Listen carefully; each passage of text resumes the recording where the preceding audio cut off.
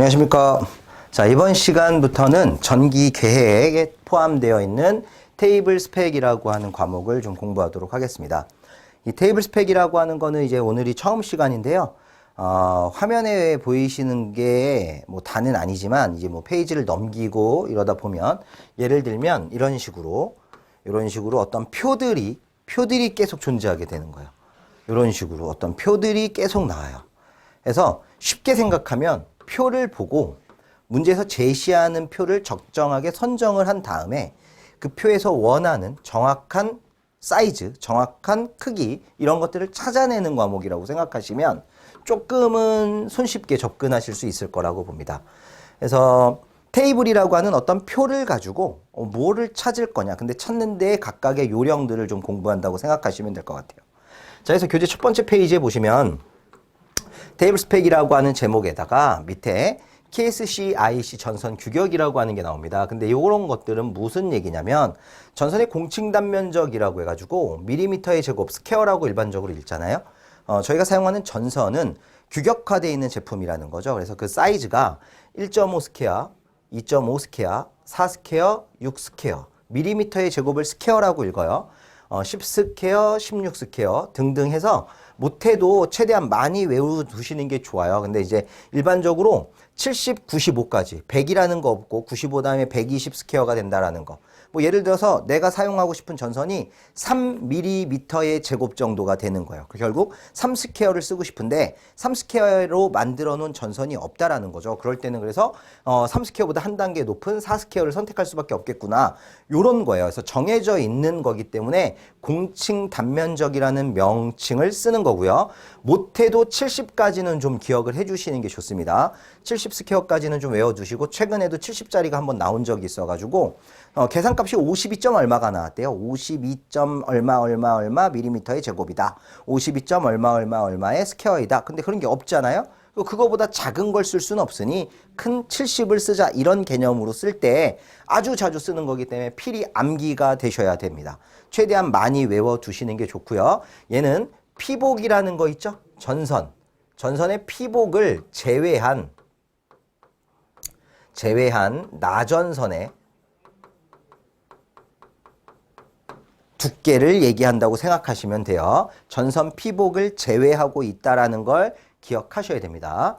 자, 두 번째로 금속재 전선관이라는 얘기가 나오고 있는데 금속재 전선관은 금속관 공사는 전선관 공사 중에서 가장 안전한 공사 방법이에요.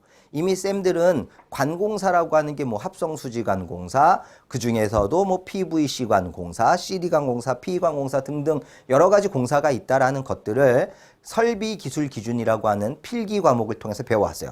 근데 그 중에 가장 안전한 공사 방법이 금속재 전선관 방법이다. 라는 거고요. 어디서나 쉽게 시설할 수 있다라고 하는 장점을 가지고 있기 때문에 가장 널리 이용된다라는 건 다 아실 거예요. 그래서 일반적으로 전선관 공사라고 하면 금속관 공사를 칭하는 것이다 라는 거 기억하셔야 되죠. 자, 그러면 이런 금속관 공사에 보시면 금속재 전선관의 종류가 나오는데 첫 번째 표가 후광전선관이라고 하는 종류가 나왔어요. 그래서 금속재 전선관의 종류는 두 가지가 있습니다. 그 두 가지가 뭐가 있냐면 후광전선관이라고 하는 게 있고요. 후광전선관이다라고 하는 게 존재할 거고, 물론 이건 금속재 전선관이에요. 또 박강전선관이라고 하는 게 있습니다.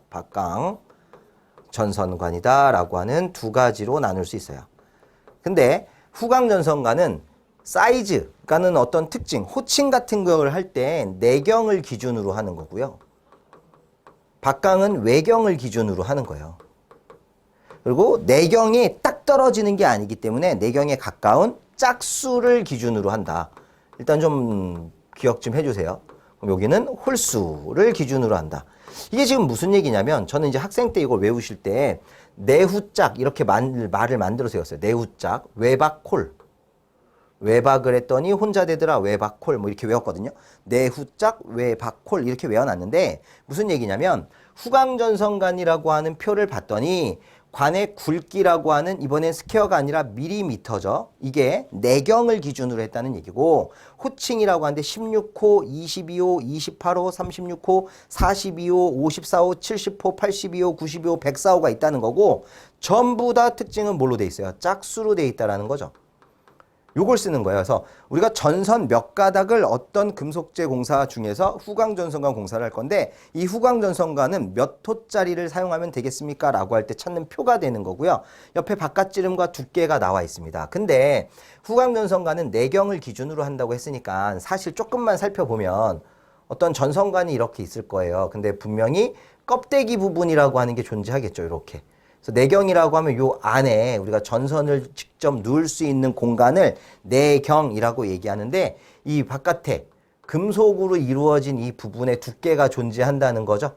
요 금속으로 이루어진 부분의 두께가 2.3mm라고 하는 거예요. 2.3mm.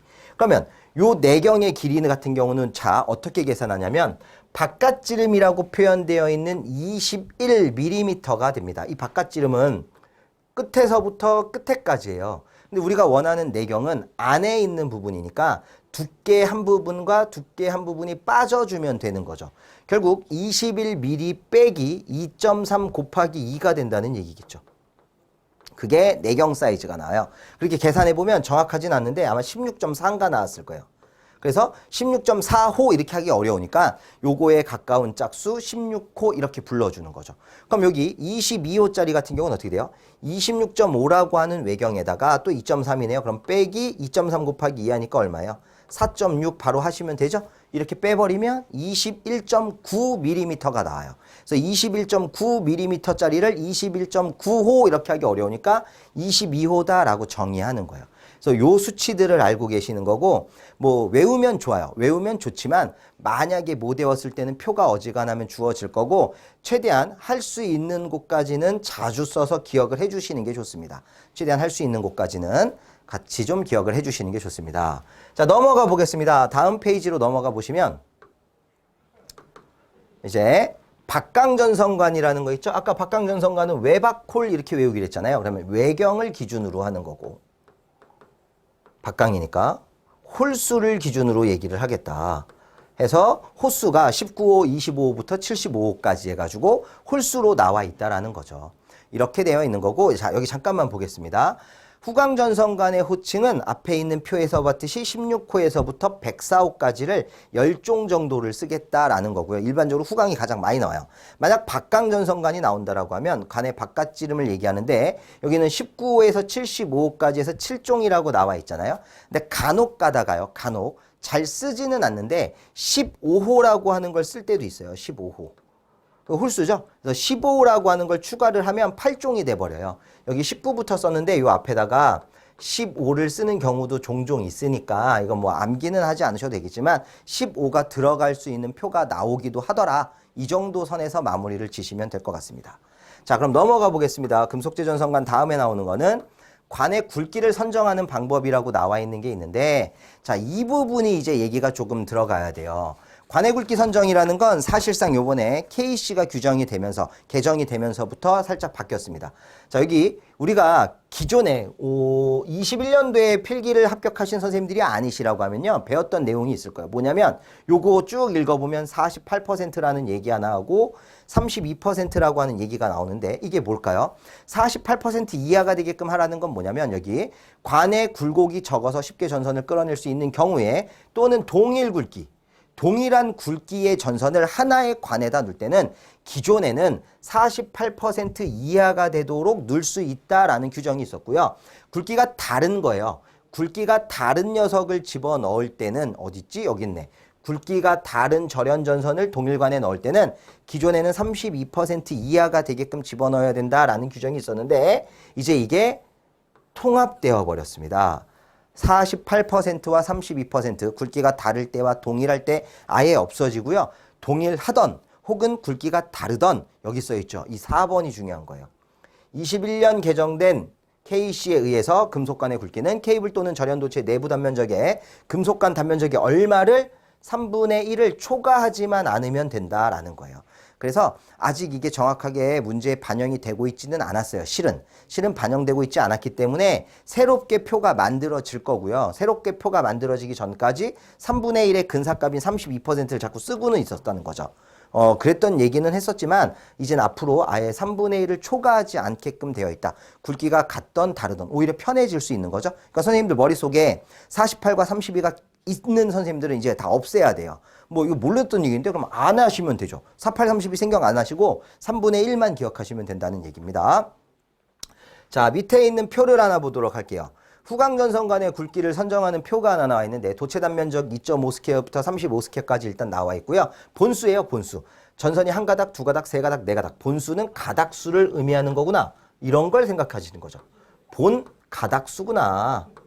이렇게 기억해 주시면 이 표도 볼 수 있겠구나요. 이렇게 되는 거죠. 그래서 만약에 2.5 스퀘어짜리 전선을 세 가닥을 눌 거예요. 그러면 2.5 스퀘어짜리 전선이 쭉 따라가서 세 가닥이 될 거다. 그럼 몇 호를 써야 된다? 후광전선 간 16호를 써야 되는 거구나. 이런 거죠. 10스퀘어 전선짜리를 두 가닥 쓸 거예요. 라고 하면 쭉 따라갔더니 22호 전선간을 써야 되는구나.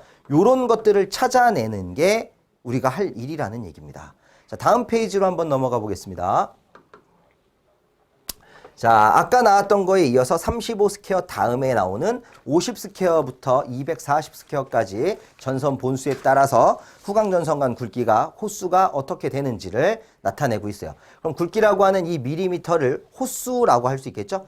22호, 36호, 54호 등 이렇게. 그래서 밀리미터는 호라고 기억해 주시면 되겠네요. 밀리미터라는 말이 나왔을 때는 호. 아까 보는 뭐라고 했었죠? 가닥수. 한 가닥을 의미합니다. 그래서 금속관 한 본의 길이가 얼마입니까? 막 이런 거 있었잖아요. 필기 때. 3.6이 답이니 4m가 답이니 이거 고민했었던 과정이 있었죠? 그거 생각하시면 될 것 같아요. 자, 밑에 보시면 박강 전선간의 굵기를 선정하는 표도 나와 있어요. 마찬가지가 되겠죠. 도체 단면적을 몇 스퀘어짜리를 몇 가닥 쓰느냐에 따라서 박강 전선간의 호수가 결정될 수 있다라는 겁니다. 자, 그런데 지금까지 본 이 세 개, 두 가지의 표예요. 사실 후광 거하고 박강 거 표가 잘려서 두 개로 보인 거지, 세 개로 보인 거지 실제로는 두 개인데 공통점이 뭐냐면 최대 본수가 10본이에요. 10가닥까지 10가닥. 10가닥을 넘어서는 부분에 대해서는 새로운 표를 적용한다라는 거를 알고 계셔야 되고 분명 시험 문제에 나올 거예요. 10가닥을 초과하는 표도 나올 수가 있고 10가닥 이하에 들어가는 표가 나올 수도 있어요. 만약 두 개가 같이 존재했을 때 어디서 찾아야 되는지를 알고 계셔야 된다는 거죠. 자, 또 넘어가 보겠습니다. 넘어가 보시면 이렇게 나온 게 하나 있네요. 관의 굴곡이 적어서 쉽게 전선을 끌어낼 수 있는 경우에 최대 전선 본수라고 하는 것도 이런 타이틀이 들어갈 거니까 거기에 맞춰서 생각하시면 되고 자, 표 6번이라고 하는 거 한번 보겠습니다. 전선 피복 절연물을 포함한 단면적이라고 하는 게 나왔는데 절연체의 두께가 0.7mm예요. 도체 단면적이 1.5스퀘어일 때 근데 평균 완성 바깥지름이 3.3mm니까 전선 단면적은 9스퀘어로 바꾼다라는 거죠. 피복 절연물을 포함한 거예요. 포함. 아까 우리가 처음에 했을 때 공층 단면적이라고 하는 건 피복을 제외한 1.5스퀘어, 뭐 2.5스퀘어 이렇게 얘기했잖아요. 근데 이제 피복을 포함하고 나니까 이렇게 바뀌는구나. 2.5짜리는 이렇게 바뀌는구나. 이걸 써야 된다는 거죠. 그래서 예를 들어서요. 전선관의 굵기를 결정할 때는요. 선생님들이 생각을 해보시면 어차피 우리가 전선관에다가 전선을 집어넣는 건 피복을 벗겨서 나전선만 넣는 게 아니니까 이걸 기준으로 하는 게 아니겠구나.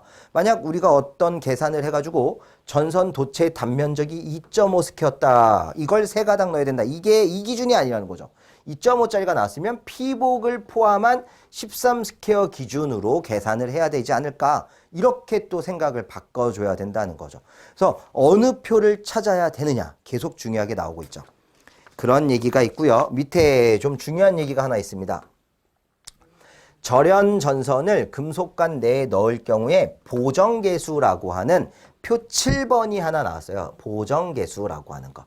자, 보정계수 개념을 보니까 도체 단면적이 2.5스퀘어니 4스퀘어니 얇은 거죠. 1.5 없고 그냥 2.5랑 4가 나왔는데 그때는 보정계수를 2.2라는 제일 큰 값을 주고 있네요. 이렇게 커지고 있죠. 6스퀘어나 10스퀘어가 나왔을 때는 얼마를 보정계수? 1.2를 주고 있고요. 16스퀘어 이상 두꺼울 때 가장 작은 보정계수 1.0을 줬어요. 이건 무슨 의미냐면 자 이렇게 생각을 해볼게요. 만약에 전류가 어떤 도체에 도선에 흐르는데 전류의 크기가 작아요. 전류의 크기가 작다라는 건 누설될 수 있는 전류의 위험성도 작을 수밖에 없잖아요. 그러니까 쉽게 생각해서 피복의 두께도 두꺼워질까요? 얇아질까요? 얇아지는 거예요. 작아지는 거예요. 그렇다면 손실의 우려가, 전선의 손실 우려가 커질까요? 작아질까요? 피복이 얇다라는 건 손상 입을 염려가, 그렇죠, 크다라는 얘기가 돼요. 그런데 만약 전류의 크기가 커졌어요. 전류의 크기가 커졌으면 당연히 누설될 수 있는 전류들이 많기 때문에 피복의 두께를 어떻게 할까요? 두껍게 만들겠죠.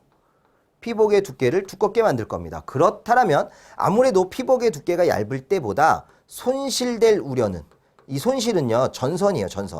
전선이 손실될, 손상을 입을, 손상 우려라고 할까? 손실보다? 왠지 말이 손실보단 손상이 낫겠네요. 손상의 우려가, 전선이 손상받을 우려가 피복이 두꺼울수록 어떻게 되겠습니까? 작아지겠죠. 작아질 거다라는 얘기입니다. 그래서 전류가 작아서 피복의 두께가 작을수록 손상의 우려가 커진다라고 해서 보정계수를 어떻게 두고 있는 거예요? 보정계수를 크게 주는 거예요. 보정계수를 크게 줄수록 손상의 우려가 커지는 종류에 있다라고 생각을 해주시면 이게 편하다라는 얘기죠. 그럼 결국에 이 개념 가지고 우리가 생각할 수 있는 게 또 하나 뭐가 있냐면, 뒤에 이런 좀 어렵지 않게 쉽게 나오는 문제 중에서 요런 게 있어요. 예를 들면 전선에 피복을 포함한 단면적이 있다고 칩시다. 전선에 피복 포함 단면적, 좀 줄일까요? 밑에다가 피복을 포함한 단면적이 있어요. 피복을 포함한, 그러니까 절연물을 포함한, 아까 위에 있던 표였죠? 거기다가 뭘 곱할까요? 가닥수를 곱해주는 거예요. 전선이 몇 가닥이니? 라고 하는 가닥수를 곱합니다. 그리고 거기다가 지금 만들어낸 누굴 곱해야 돼요? 보정계수를 곱하겠죠. 보정계수를 곱해준 값이 어떻게 돼야 될까? 전체 누구의? 전선관의 단면적보다는 작아져야 된다라는 특징이 만들어지겠죠. 봐보세요. 전선관에다가 전선을 집어넣을 때는 피복을 포함한 전선이 들어간다고 했습니다. 그죠? 그러니까 피복을 포함한 전선의 단면적을 표에서 찾아서 거기다가 몇 가닥이 들어가는지를 계산한 다음에 보정계수라고 하는 2.2, 1.2, 1.0이라는 걸 넣어야죠. 근데 이때 전선의 피복 포함 단면적을 찾을 당시에 이미 피복을 제외한 나전선의 단면적을 알고 있다라는 조건이잖아요. 그러니까 보정계수가 2.2냐, 1.2냐, 혹은 1.0이냐는 게 나온다는 거죠. 그걸 곱한 값이 전선간 전체 단면적, 즉 호수라고 하는 녀석보다는 작거나 같아져야 된다는 거죠. 근데 이제 여기다가 조금 더 생각을 해보면 아까 뭐 동일한 전선관에다가 넣을 때 같은 전선관 안에다가 동일 굵기를 집어넣을 때 다른 굵기를 집어넣을 때 예전에는 여기에 48이냐 30이냐 막 이런 걸 넣었는데 이제 이게 필요가 없다라는 거죠. 다 3분의 1을 초과하지 않게끔만 만들어주면 된다. 그래서 기본 개념은 이렇게 돌아갈 거다라고 생각하시면 되니까 보정계수 정도는 암기가 필요하겠네요. 피복을 제외한 전선의 두께가 작을수록 보정계수가 어떻게 되죠? 커져요. 2.2. 그 다음이 1.0인데 6스퀘어나 10스퀘어일 때고 16스퀘어를 초과하는 건 두꺼운 걸로 보기 때문에 그냥 1로 보겠다라고 하는 겁니다. 자, 요런 얘기가 나와 있는 거고요. 다음 페이지 넘어가 보시겠습니다. 표 8번이라고 하는데 표 8번을 보시게 되면 KC 개정 전 후강 전선간 내 단면적 32%하고 48% 이게 개정 전이에요. 만약에 시험을 보러 가셨는데도 이 표가 나올 수도 있으니까 제가 생략은 안 하고 갖고는 왔는데 요 32%라고 하는 건 어떤 거일 때? 다른 굵기의 전선을 넣을 때였던 거고요. 48%는 동일 굵기의 전선을 넣을 때였어요. 그죠? 동일 굵기의 전선을 넣고 10본, 10본 이하가 되는 거여서 16호부터 104호까지 어느 정도가 들어갈 거냐 전체가 이렇게 얘기하는 거고 밑에 보시면 이번에는 후강이 아니라 박강 전선간 내에서 동일한 조건을 줬습니다. 그러나 두 개의 표는 8번 표와 9번 표는 생략될 가능성이 농후하다. 어차피 없어질 거다 혹은 변경이 될 거다. 그래서 새로 생긴 걸 갖고 왔습니다. 제가 자료를 찾다 보니까 규정집 안에 새롭게 만든 표가 들어가 있더라고요. 최근에 찾았어요. 뭐 찾은 지 얼마 안 됐긴 했는데 따끈따끈한 거죠. 표 10번. 요게 이제 쓸 거예요. 요게 신규 표가 되는 거죠. 위에 있었던 다른 굵기니 동일한 굵기니 이런 거 말고 과거에 어떤 문제집을 갖고 있을 때 그 문제들이 있으면 이제 그렇게 안 풀 거라는 얘기가 되겠죠. 그럼 K시 개정 후에 금속관 내의 단면적 3분의 1을 초과하지 않도록 한다 해서 33.333%가 되는데 요 밑줄 친 부분들 있죠? 16호일 때 후광은 70, 125, 209, 356, 479 등등등 요것들을 보라는 얘기예요. 요걸 보라는 얘기고 박강일 경우도 요거 여기 있는 걸 보자라는 얘기입니다. 그래서 실제로 계산해보면 살짝의 오차가 생겼어요. 기존 표에서. 근데 크게 차이가 안 나더라고요. 그래서 박강일 때와 후광일 때다라고 하는 거를 좀 구분해서 봐주시면 되겠습니다. 새로운 표는 표 10번이 된다라는 거 좀 알고 계셔야 돼요. 또 넘어가겠습니다. 네 번째, 전압강화 계산식이라고 하는 아주 중요한 부분이 나왔는데 이 전압강화 계산식은 여기 써있네요. 웅내 배선 등 비교적 배선이 길이가 짧고 전선이 가는 경우에 표피효과나 근접효과 등에 의한 도체 저항값의 증가분이나 리액턴스분을 무시해도 지장이 없는 경우에 계산할 수 있는 간이식이라고 보시면 돼요. 전압 강화를 계산하는 간이식 정도를 볼 건데요. 표 11번에 배전 방식에 대한 계수, 상계수라고 보통 불러주고요. 단상 2선식과 단상 3선식 그리고 3상 4선식은 공통으로 볼 거고요. 3상 4선식 별도로 볼 겁니다. 결국에 다선식이라고 하는 거 있죠? 중성선 만들 수 있는 다선식일 때를 기준으로 볼 건데 다선식일 때 상계수를 1로 그럼 단상 2선식일 때는 거기에 곱하기 2배가 단상 2선식이 아니라 3상 3선식이 나왔을 때는 곱하기 루트 3배가 된다라고 하는 거를 좀 암기를 하고 계셔야 될 것 같아요. 다선식이 1이 기준이고요. 단상 2선식 나오면 곱하기 2가 3상 3선식이 나오면 곱하기 3이 되는데 옆에 비고에 선간, 대지간 여기가 상기준이라는 얘기예요. 상전압 기준이다 라는 얘기고 선간이니까 선간전압 기준이다. 누구만 상을 기준으로 한다는 거죠? 단상 3선식하고 3상 4선식만 상을 기준으로 얘기한다라고 하는 걸 좀 기억하고 계시면 좋습니다. 자, 이걸 어떻게 녹이느냐? 표 12번에 배전 방식에 대한 전압 강화 식이 나왔어요. 마찬가지 단상 2선식, 다선식, 3상 3선식이 나왔는데 1000A분의 35.6Li 1000A분의 17.8Li 이게 뭔 얘기냐면 요 17.8이 아까 상계수 1이었잖아요. 기준 1일 때 만든 거예요. 그럼 거기다가 곱하기 얼마를 하면 여기다 곱하기 얼마? 2한 거예요. 2한 게 35.6 단상 2선식 배수예요. 또 곱하기 얼마 한 게? 루트 3 그게 30.8 3상 3선식이 되는 거예요. 그러니까 다선식을 하나 외워서 단상 2선식이면 곱하기 2 17.8이라는 숫자에다가 근데 3상 3선식이 나오면 곱하기 루트 3 해서 30.8 이렇게 만들어내서 마찬가지 다선식만 상전압을 기준으로 계산하는구나. 요걸 좀 필수로 기억을 해 주셔야 돼요. 여기가 이제 쌤들 많이 이제 질문이 들어오는 부분이에요. 물론 요 17.8과 35.6, 뭐 30.8이라고 하는 수치를 만들 수는 있어요. 예를 들어서 간단하게 해드리는데 이게 뭐 중요한 건 아니에요. 얘가 시험에 나오거나 그러지는 아주 극히 드물기 때문에 요거 그냥 간단하게 좀 보면 전압 강화 알고 있으면 좋기는 하겠지만 공식으로 외워놓는 게 더 현명할 수도 있다라는 얘기입니다. 자, 단상 3선식 같은 경우를 만들어 볼 건데 아까 단상 3선식 같은 경우면 다선식이라고 해서 17.8Li가 나왔다는 수치가 있었잖아요. 그때의 전압 강화를 2라고 하면 2는 IR을 가지고 만들겠죠. 그런데 여기에 상의 개수가 들어가요. 근데 아까 상계수가 다선식일 땐 얼마였어요? 1이었다는 거지. 그럼 요거 1이라는 건 어차피 무시해도 되니까 I라는 전류에다가 R이라는 저항을 도선이 지니고 있는 거. 로우 A분의 L. 전 이제 산업기사나 기사할 때 면적을 S라고 썼는데 여기 A라고 나와 있으니까 A로 바꿀게요. 사이드나 에어리어나 같은 거죠. 그런데 요게요.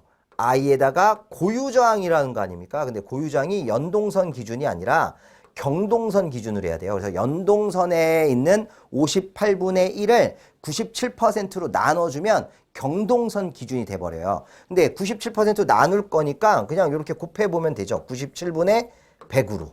이렇게. 그럼 이 58분의 1에서부터 97분의 100까지가 경동선의 고유저항이라고 생각하시면 편해요.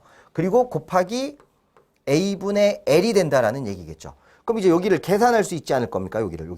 여기를 계산해 보면 약 얼마 정도 나오냐면 이게 얼마였더라? 0.0178, 0.0178 이렇게 나올 거예요. 요거 곱하기 그 다음에 뭐가 되겠습니까? A, 그 다음에 L, 그리고 누가 있어요? I라고 하는 게 존재하죠. 그럼 요거를 이렇게 표현해도 되겠네요. 1000A분의 하나, 둘, 세 개 갔으니까 17.8 길이 L이라고 쓰고 I 하나 쓰겠습니다. 요렇게 모양이 만들어지는 거예요. 그때 얘가 아까 얘기했었던 단상 이선식이 됐다. 단상 이선식이 됐다 그러면 여기 상계수가 얼마로 바뀌고 2로 바뀌는 거죠. 만약 요 자리가 삼상 삼선식이 됐다. 삼상 삼선식이 됐다라고 하면 요 자리가 얼마로 바뀌라고요? 루트 3이 되는 거예요. 그러니까 결국에는 지금 나왔던 17.8li라고 하는 녀석이 단상 3선식과 삼상 4선식이라고 하는 다선식에서 사용하는 전압강화라고 할 때 단상 2선식에서의 전압강화는 똑같이 쓰는 거예요. 1000A분의 17.8li의 2배니까 35.6이 되겠죠. 그렇게 되는 거고 삼상 3선식이 된다라고 하면 이는 똑같이 쓰는 거예요. 1000A분의 그죠? 여기 17.8에다가 얼마 곱하기 됐어요? 루트 3 곱하는 거니까 30.8li가 됩니다. 자, 그러면 전압강화식이 이렇다라는 걸 찾으면요. 반대로 단면적이죠. 전선의 단면적이라고 하는 A를 구할 수 있지 않겠습니까? 그래서 A가 예를 들어서 단상 3선식이다. 삼상 4선식이다. 라고 하면 식만 바뀌면 되네. 이걸 A를 여기다 쓰니까 좀 애매하네. 옆에다 쓸게요. 이때 A는 1002분의 17.8li다. 이렇게 바뀌겠죠. 단위는 스퀘어가 되겠죠. 이렇게 될 거고 얘가 단상 2선식이다. 그러면 단면적 A는 얼마가 돼야 돼요? 똑같이 1002분의 요거에다 2배 하니까 35.6 li다. 이렇게 될 거고 삼상 3선식이다. A는 1002분의 30.8 li가 된다라는 얘기죠. 자, 이래 놓고 여기서 중요한 게 또 하나 나와요. 뭐냐? 아까 단상 3선식과 삼상 4선식이라고 했던 다선식에서만 기준 전압이 상전압이 돼요. 근데 그 상전압을 어디다 집어넣는 거냐면 여기에요, 여기. 요 전압 강화라고 하는 게 볼트 아닙니까? 그래서 요 전압 강화 2를 구할 때 요때만 단상 3선식과 삼상 4선식일 때만 상전압을 기준으로 계산을 하는 거예요.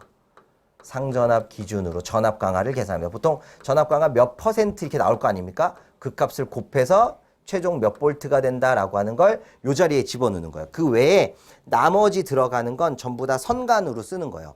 그러면 쌤, 상전압이 뭐고 선간전압이 뭔데? 이렇게 물어보시는 분들이 또 있거든요. 이게 사실은 필기 때 다 하셨던 거예요. 근데 기억이 안 날 수는 있어요.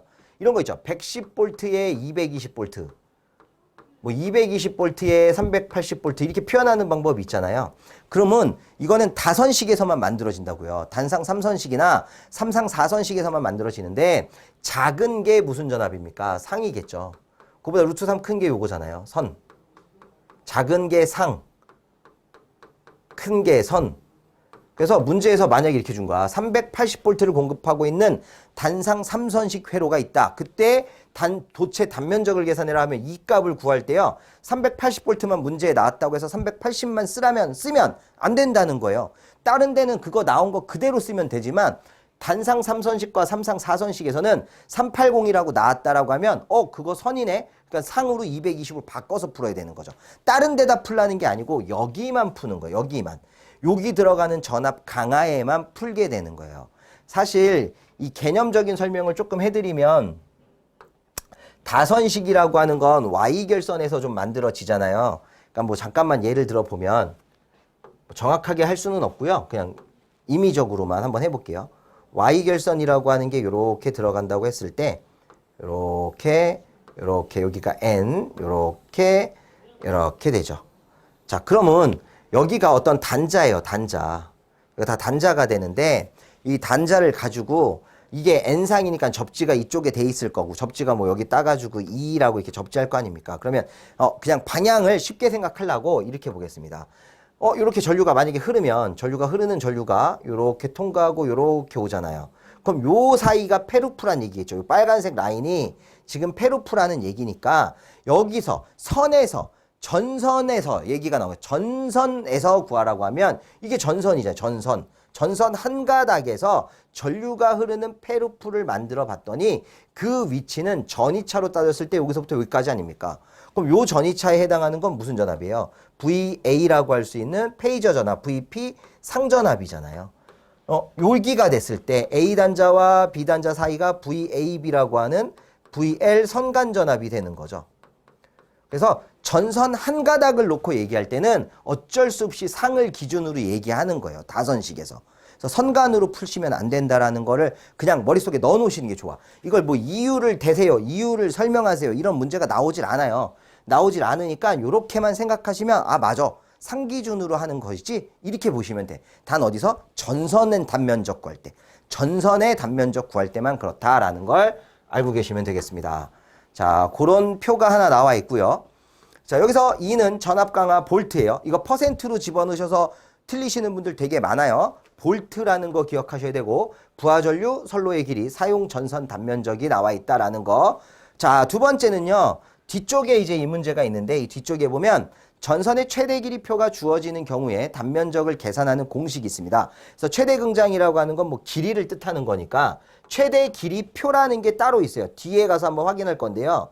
최대 길이를 주어진 표가 있으면 그때 계산하는 공식이 이렇구나. 그래서 일단 오늘은 뭐 이걸 지금 하겠다는 건 아니고 전압분의 전류라고 하는 폼을 가지고 있다 정도만 보겠습니다. 전압이 두 개죠. 표의 전압 강화, 배전 설계의 전압 강화. 전류도 두 개요. 임의의 표의 전류, 최대 부하 전류, 설계 긍장을 곱해주는 거예요. 그래서 긍장 곱하기 이렇게 갈 건데 요건 나중에 한번 보도록 하고 배선 설계의 긍장을 계산하는 공식이 두 가지가 있습니다. 균일 분포일 때와 불균일 분포일 때의 공식이 하나 있죠. 이렇게 두 가지를 써먹는 건 바로 뒤쪽에서 나올 거니까 거기서 얘네들을 어찌 써먹으면 되는지 한번 설명을 드리도록 할 거예요. 자, 그러면 다음 페이지에 있는 요 1번 문제 하나 풀어보도록 하겠습니다. 핵심 관연도 문제라고 나와 있는 요 1번 문제 하나인데요. 그림과 같은 분기회로 전선의 단면적을 산출하여 적당한 굵기를 선정하시오라는 문제가 나왔고요. 그림이 이렇게 나왔어요. 그림이 나왔을 때 분기회로에 보니까 뭐 각각 걸려있는 것들이 400W씩을 소비하나 봐요. 배전 방식은 단상 2선식, 단상 2선식에 교류 200V를 한다. 사용 전선은 450에 750인 일반용 단심 비닐 절연 전선이고 사용 전선간은 후광 전선간으로 하며 전압 강화는 최원단에서 2%로 보고 계산을 한다라고 했습니다. 이때 우리는 구해야 되는 게 전선의 단면적을 산출하라고 했었습니다. 자, 그런데 전선의 단면적을 산출하려고 할 때니까 단상 2선식 같은 경우에 단면적 A 공식이 뭐였어요? 1002분의 이렇게 시작을 했잖아요. 그리고 단상 3선식이라고 하는 다선식인 17.8Li를 기준으로 해서 몇 배? 2배. 그러면 17.8의 2배니까 35.6이죠? 35.6의 Li가 돼야 돼요. 그렇다면 L이라고 하는 길이도 찾아야 되고 I라고 하는 전류값도 찾아야 되는데 그중에 요 L을 찾는 방법이 앞에 설명된 거예요. L이라고 하는 걸 찾는 방법이 앞 페이지에서 여기 있죠. 최대 긍장을 구하는 방법이 있고 배선 설계의 긍장을 구하는 건데 지금은 배선 설계의 긍장을 계산하는 방법이죠. 그런데 균일 분포냐 불균일 분포냐에 따라서 두 가지로 나눠져 있고 만약 균일이라면 2분의 ln이라는 식이 있어요. 자, 보겠습니다. 균일이라는 건 뭐냐면 각각에 있는 것들이 분기되는 것들이 다 400W로 동일한 거예요. 동일한 거.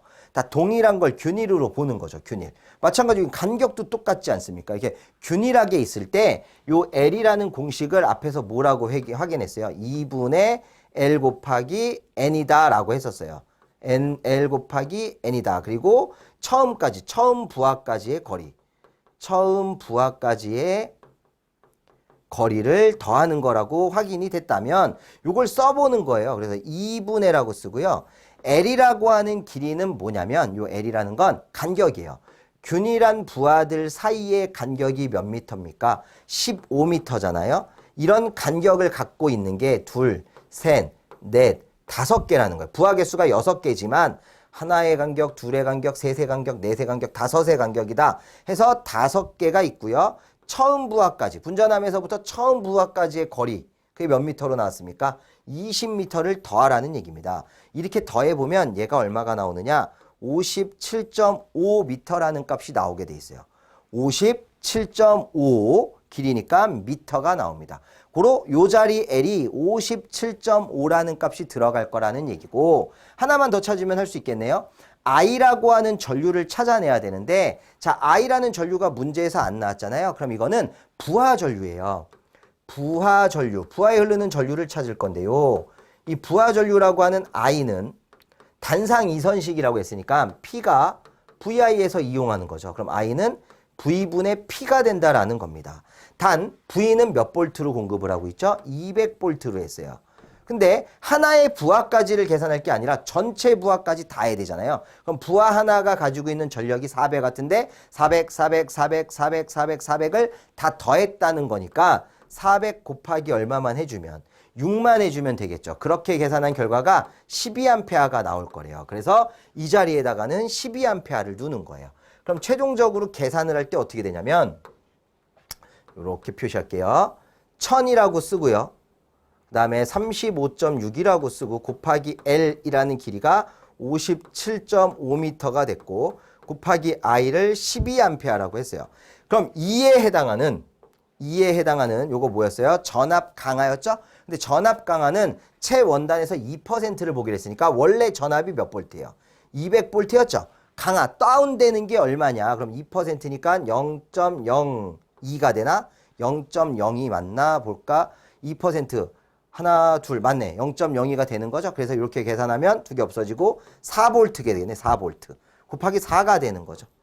요거 계산하는 거예요. 그래서 선생님들 갖고 계신 계산기로 얘를 눌러보면 얼마가 나오느냐?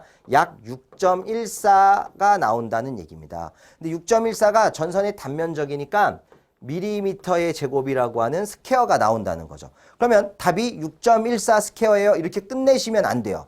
만약 문제에서 별다른 얘기 없이 계산값을 그대로 답을 하세요. 이런 적은 없긴 없거든요. 근데 대부분 공친 단면적을 산출하세요 또는 그냥 표준 폼에서 뽑으세요 라고 하거나 말이 아예 없으면 6.14라고 하는 전선은 없잖아요. 6은 있죠. 6은.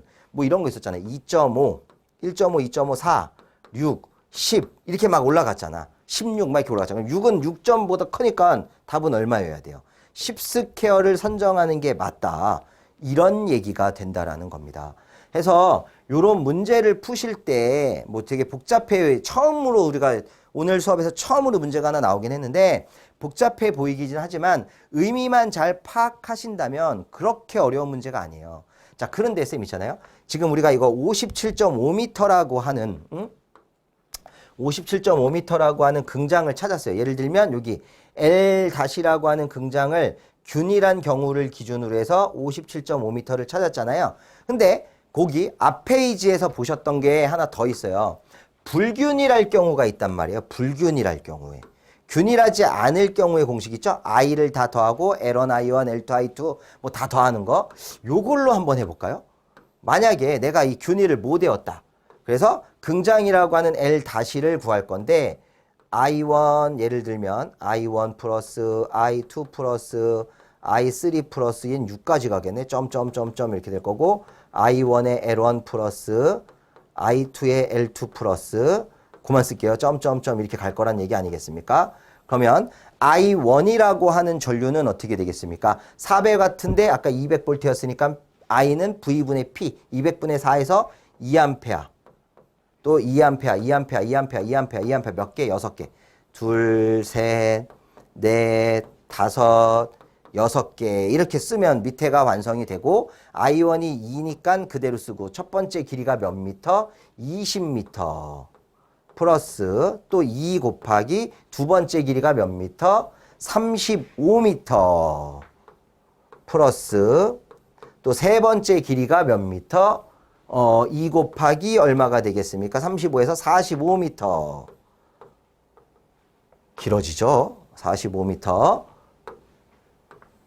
플러스 2 곱하기 45에서 또 네 번째 길이가 얼마? 15니까 45, 50, 60. 60m 플러스 2 곱하기 다시 15, 75 플러스 2 곱하기 또 15, 90. 이렇게 해도 결과가 얼마가 나올 거냐면 아까랑 동일하게 57.5m라는 값이 나오게 되어 있어요. 그러니까 균일할 때 풀던 불균일할 때 풀던 결과는 동일하다라는 거예요. 그래서 두 가지 중에 만약에 힘들다 하나를 선택해서 외워야 될 거고 하나의 공식만 알 거다라고 하면 저라면 불균일을 외우라고 하고 싶어요. 왜냐? 불균일을 외웠을 때는 진짜 균일하지 않게 나왔을 때, 요 길이들이 균일하지 않게 나왔을 때도 계산이 가능할 거고요. 그리고 균일하게 나왔을 때도 계산이 가능하기 때문에 어떤 걸로 풀어도 결과는 똑같다라는 얘기가 됩니다. 그래서 요 정도, 일단 오늘 첫 시간이었으니까 대충 테이블 스펙이 어떤 것들을 공부할 건지에 대한 흐름 정도만 좀 알려드릴 거예요. 그래서 요런 문제가 있었구나 정도 하시고, 다행히 다음 문제가 같은 유형의 문제입니다. 그래서 같은 문제인데 이거는 이제 균일이긴 하지만 불균일로 일부러 한번 풀어봤어요. 그래서 해설을 불균일로 달았으니까 불균일도 한번 풀어보시고 균일로도 한번 풀어보시고 다음 시간에 한번 확인하시면 될 것 같습니다. 그럼 우리는 다음 시간에 뵙도록 하고 오늘 여기서 마무리 짓겠습니다. 감사합니다.